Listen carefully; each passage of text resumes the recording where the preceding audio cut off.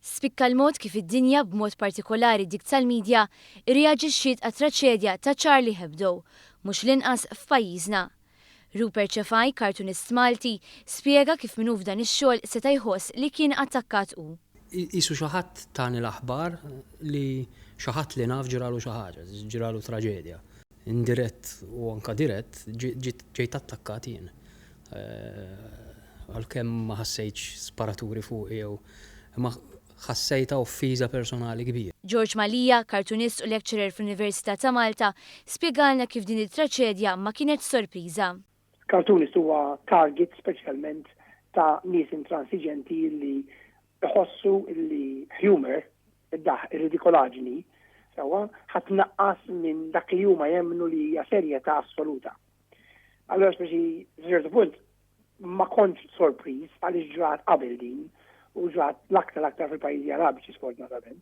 Ir-reazzjoni għall-attakk hija wkoll sinjar ċar li l-ispirtu ta' dawk li mietu se jibqa' ħaj fl-arti. U speċjalment li f'traġedja bħal di kien hemm ħafna cartoons li xorta rredikolaw il-terroristi, u kien hemm ħafna cartoons li xorta baqgħu jirredikolaw il-terroristi u l-mentalità tat-terrorista. Naħseb jekk ma juri xejn wera li l-ispirtu tal-kartunist ma mitx. Rupert Ċefaj spjega li ma kien l-aktar kartun ta' reazzjoni li laqtu.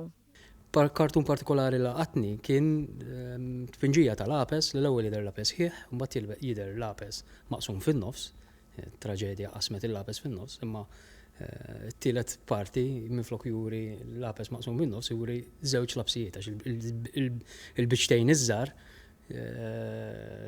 saru żewġ labsijiet fihom infushom, nispera tkun dik il-verità. George Malija penġaqit li għandha sikkina mimlija demm u qal li din hija simbolu ċar ta' tettit tal-espressjoni. Il-ħamis wara nofsinhar ġurnalisti Maltin fosthom minn One News inġabru fiż-żaħla tal-belt biex huma wkoll jesprimu sens ta' solidarjetà.